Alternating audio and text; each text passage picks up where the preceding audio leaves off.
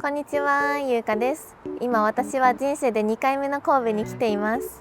最近視聴者さんからコメントで旅先の安くておすすめの宿もぜひ紹介してくださいっていうのをいただいたので、格安宿シリーズを復活させていこうと思います。それじゃあ早速向かっていきましょう。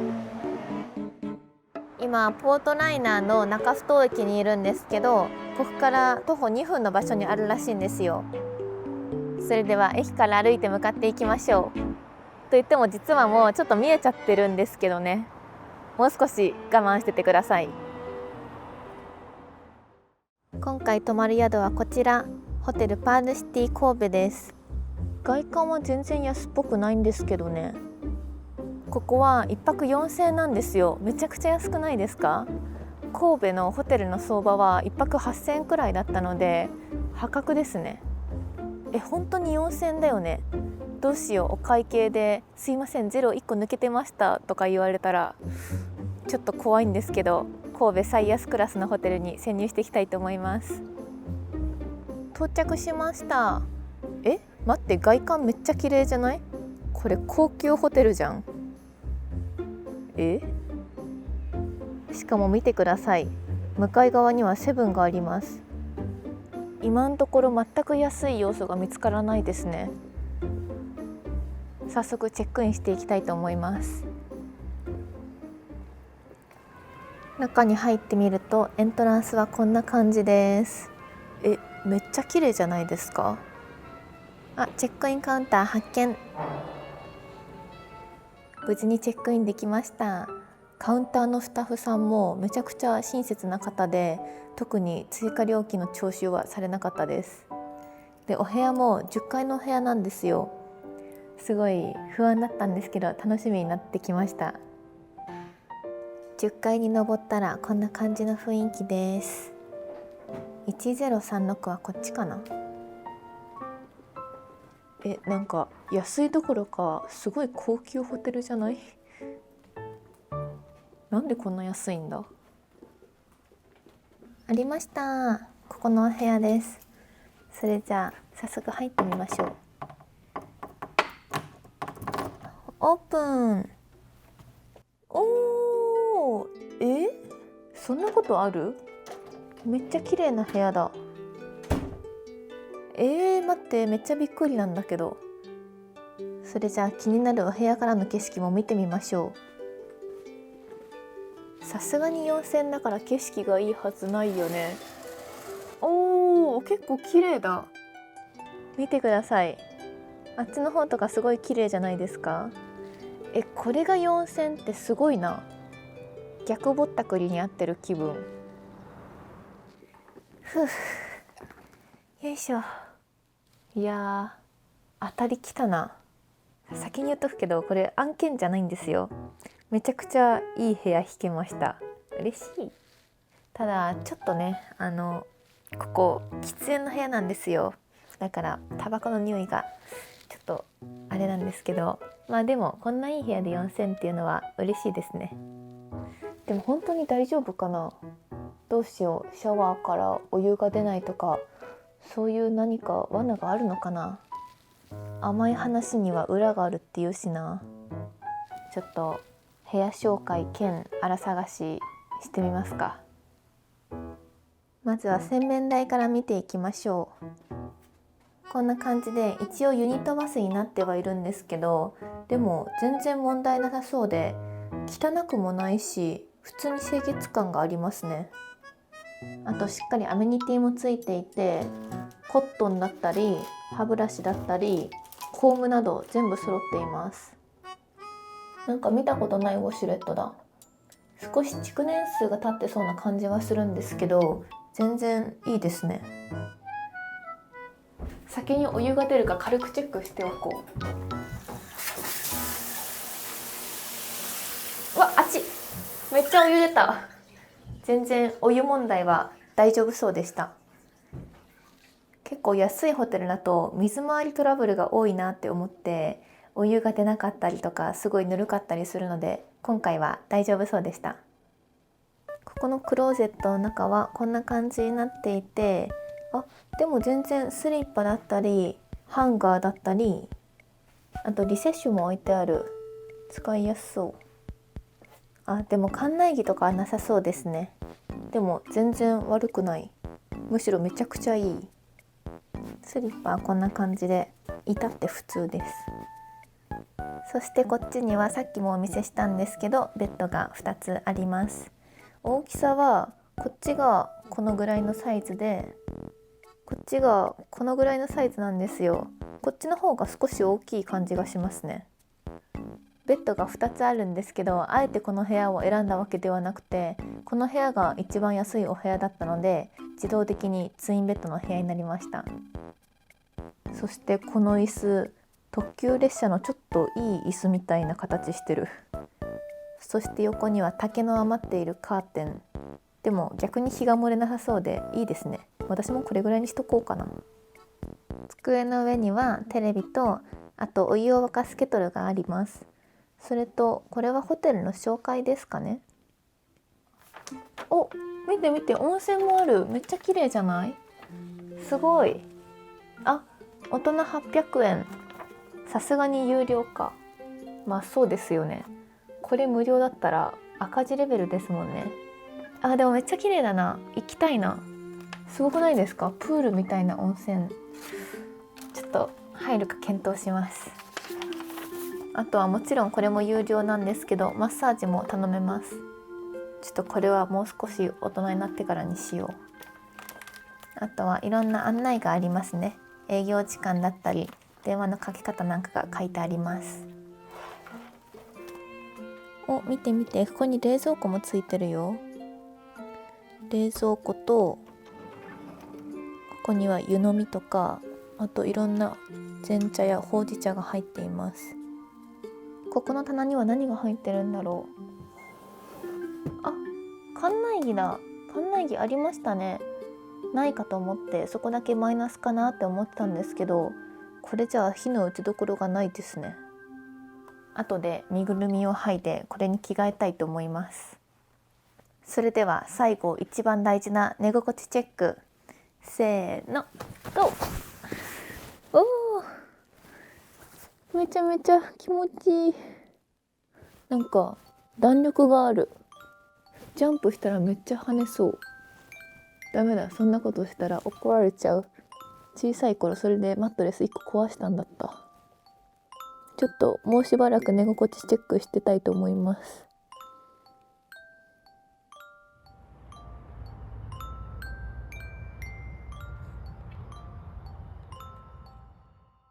やばい、寝心地チェックしてたら1時間くらい寝ちゃってました。しかも私寝ぼけしたのか気づいたらこの服に着替えてました。おかしいな。お腹が空いたからこの辺でご飯食べに行こうかなって思って調べてたんですけど、あんまりこの時間やってるお店がなくて、この辺全然お店がなくて、しかも今日疲れてるからセブンでいっかって思ってセブンでいろいろ買ってきました。今日は私が頑張りすぎてない日のいつもの夜ご飯を皆さんにお見せしようと思います。ということで今日は未来のレモンサワーで乾杯。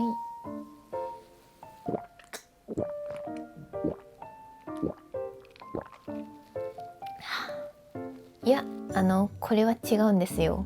神戸ではこうベロベロにならなくちゃね。これを兵庫の飲酒兵庫にします。ということで私がいつも食べてるこの旨辛チョリソー、これ結構味が濃いめで少し辛くてめっちゃ美味しいんですよ。それといつものパックご飯 200g の方を買いました。小盛りではないです。そして最後は金のビーフシチュー。これめっちゃ美味しいんだよね。お肉がトロトロで高級レストランのような味がします。金のシリーズめっちゃ好きで、他にも金のボロネーゼも大好きなんですよ。わかりますか？めちゃくちゃ美味しくないですか？それじゃあいただきます。うまそう。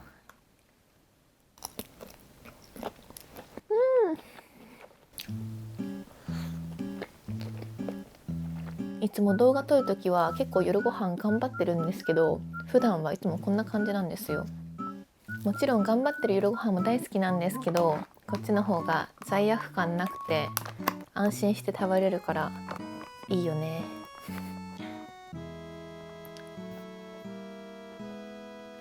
私ズボラすぎて多分こういうの普通お皿に移したりするよね。そのまま食べちゃいますいつも。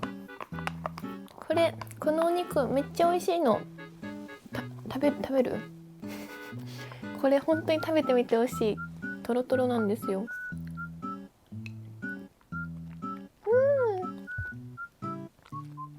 幸せだ。よくお母さんにコンビニ飯は体に悪いからほどほどにねって止められるんだけど、結構毎日のようにコンビニ飯食べてて、こんな元気に旅行できてるから体に悪いのは嘘な気がしてきたな。私今回神戸まで来るのにフェリーを乗り継いでここまで来たんですよ。まずオーシャン東急フェリーに乗って東京から徳島まで行って、そこから電車で香川まで移動して、香川から神戸までジャンボフェリー青い乗ってきたんですけど、本当はパパクリポも連れてくる予定だったんですよ。でも直前で故障しちゃって来れなくなっちゃったから今回一人で来たんですけど、本当はこのままね車で日本一周も回りたかったんだよね。だから本当は明日の予定は日本一周神戸編を撮る予定だったんですよ。でも明日の予定がなくなったので途方に暮れてます。私結構旅行に行くと安い宿を毎回探してるんですけど、今までで私が泊まった安い宿で結構好きなのは鬼怒川温泉のプラザホテルとかめちゃくちゃ良かったです。朝ごはんと夜ごはんがついていて、確か1万2000とかだったかな。そこはねすごい良かったです。ぜひ皆さんのおすすめの安い宿も教えてください。このコメント欄にたくさん書いてください。そしたら全国からの安い宿が集まるから、ここのコメント欄を見れば安い宿の情報が見つかるっていう、めちゃくちゃなんだっけ、優秀じゃなくてなんて言うんだっけ、そういうのってめちゃくちゃ有意義なコメントになる気がする。ダメだ、酔っててうまく言えなかった。ぜひ安い宿教えてください。私も参考にして遊びに行きたいと思います。やっぱねこのご時世安い宿はめちゃくちゃ助かる。結構インバウンドとかの影響でどこも高かったりするから、安いの見つけるとよっしゃみたいな、わかりますなかなかないですね。東京も少ないし、地方に行くとたまにあるんですけどね。ぜひ皆さん教えてください。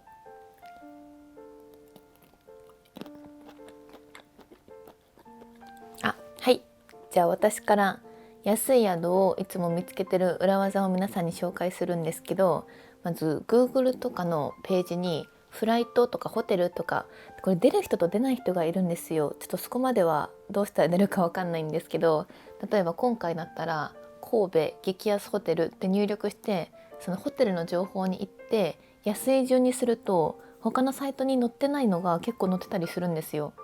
今回のホテルもそうなんですけど、それで安い宿を見つけることが多いです。ぜひ皆さんの安い宿の見つけ方を教えてください。裏技とかお待ちしてます。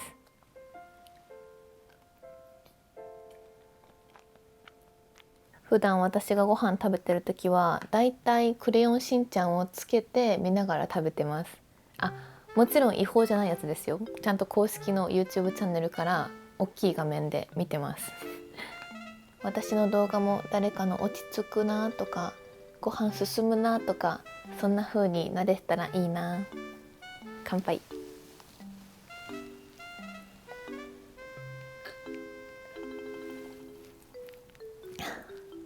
ごちそうさまでした。この後はお風呂入って歯磨きして寝たいと思います。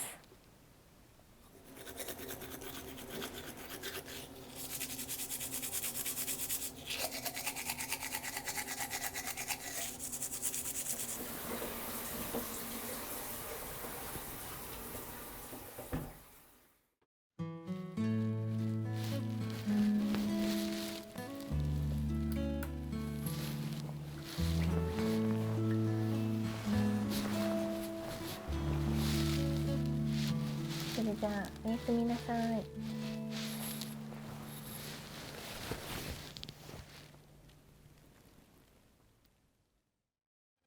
おはようございます。昨日はなぜか3時くらいまで寝れなくて、今めちゃくちゃ眠いんですけど頑張って起きました。というのも、チェックイン時に朝食券をもらったんですよ。これをどうしても使って食べたいので、今から朝ごはんを食べていきたいと思います。昨日と景色が全然違って見えますね。あっちの方とかも街がバーって広がってるかと思ったら海でしたね。ということで朝食会場の4階に行ってきます。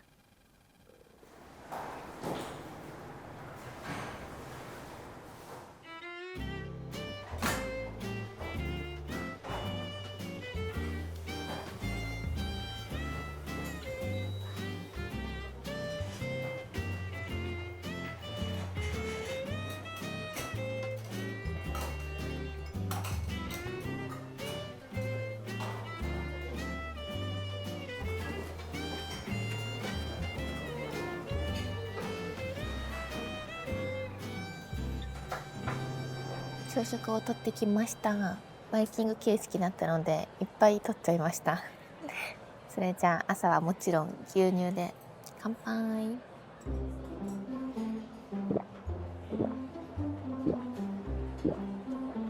バイキングになんとルーローハンがあったんですよ。お肉もりもりルーローハン作ってみました。めっちゃ美味しそうじゃない？昨日の夜も似たようなやつ食べたんだけどね。それじゃあいただきます。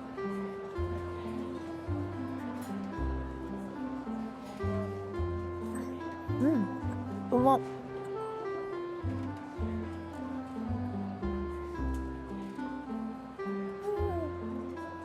昨日の夜眠れなくて夜中にセブンに行ったんですよ。そしたら向かい側のセブンが閉まっちゃってて、1時ぐらいで多分営業終了してたっぽくて、わあどうしようって思って、外に出たからには違うコンビニ行こうと思って行ったんですけど、ちょっと遠くて結構歩いたんだよね。往復20分くらいの散歩をしたんですけど、コンビニに行きたい人はちょっと早めの時間に行くことをおすすめします。じゃないと意図せずウォーキングする羽目になります。でも朝食もこんなに豪華で朝までめちゃくちゃ快適だったから、単純にお得すぎるホテルでしたね。何か欠点あるかなと思ったんですけど見つからなかった。昨日の夜少しここのホテルの料金について調べてたんですけど、12月とか2人で泊まって6000のプランとかも普通にあって、特別今日が安かったっていうわけではなさそうです。日にちによって土日が高かったりはするんですけど、もし2人で6000だったら1人当たり3000円で泊まれることになるので、私の今日の4000プランよりも安いですね。1人で泊まった時の料金は多分あんまりみんなそこまで参考にならないかもしれないので、2人の料金とかぜひ皆さん見てみてください。これね、そば飯っていうらしいんですけど、中に焼きそばが入ってて不思議な味がして美味しいです。焼きそばご飯みたいな。ごちそうさまでした。めちゃくちゃ美味しかったです。チェックアウトが11時なので、そろそろお部屋に帰って片付ける支度を始めたいと思います。